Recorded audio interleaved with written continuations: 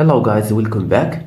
In this video, I'll show you step by step how to change region in App Store. If you enjoy this content, make sure to like, subscribe, and let's get started. So first guys, tap on settings and then scroll down and tap general. Then scroll down and tap language and region. Perfect.